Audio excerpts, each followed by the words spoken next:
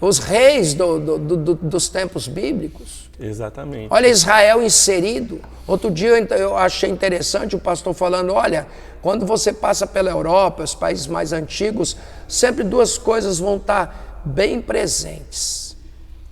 Castelos e catedrais. A política e a religião. Exato. Presente na história. Muitas vezes interagindo. Muitas vezes uma sobressaindo sobre a outra. Ah, mas religião e política não se discute. Sim, discute. Deus colocou Daniel lá na Babilônia para influenciar a Babilônia. Para influenciar. Aí ele não tinha um cargo político no sentido primeiro de eleição, mas ele foi elevado a uma condição política. Quando Deus usou ele nos dons lá com Nabucodonosor. Sim, exato. Ele foi honrado com bens e com posição. Isso criou inveja. Sobre o reinado de Dario, os sátrapas, os governadores tiveram inveja dele, porque o homem era tão bom. E armaram contra. E armaram tentando pegar um argumento da religião. Exatamente. Olha bem, ó rei, fazer o seguinte, faz um decreto aí, para que em 30 dias ninguém consulte a ninguém, a nenhuma outra pessoa, Deus ou entidade, senão o rei.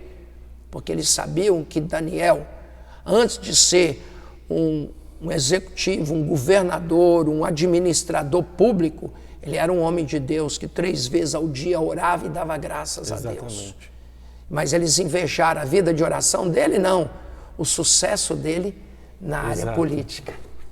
Na área da ação que faz bem para o maior número de pessoas. Exatamente. Então, se a igreja não tiver potencial de fazer diferença na área política, então ela não é igreja. Tem que fazer diferença em todas as áreas. Em todas as áreas, na área da ciência, da educação, da política, da segurança pública, porque a igreja... Em todos os lugares que a igreja operou grandemente, fez diferença. Nós vemos...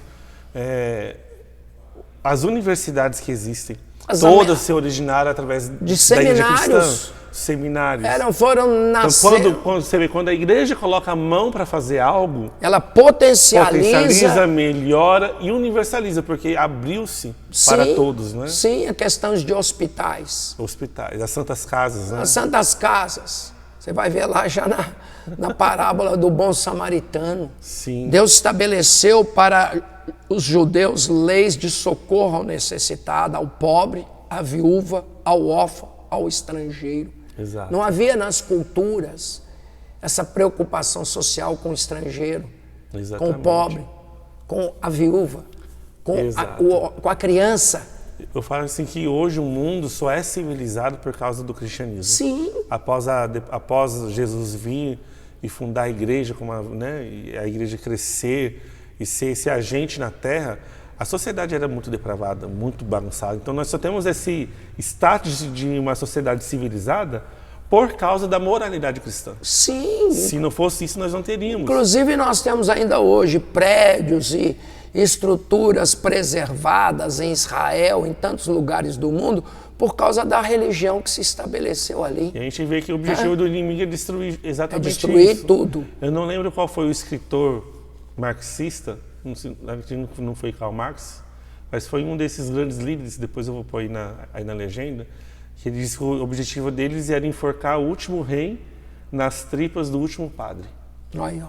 Ou seja, destruir apagar todos a instituição política, né? Destruir ela. E a influência religiosa. Exatamente.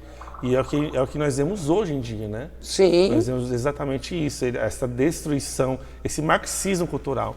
Eu falo, às vezes, em algumas conversas, que esse espírito do anticristo é justamente essa influência comunista marxista, porque eu, em particular, não consigo ver, quando eu olho para o Apocalipse, quando a gente vê uma unidade política, espiritual do governo do anticristo, hoje no mundo eu não consigo enxergar em nenhum sistema político isso, a não ser no comunismo / socialismo. Sim. Né? Só neles que a gente vê. A gente viu agora, por último, o ex-presidente Lula falando que a ONU tem que ser reorganizada, uma nova ONU, para ter um governo global.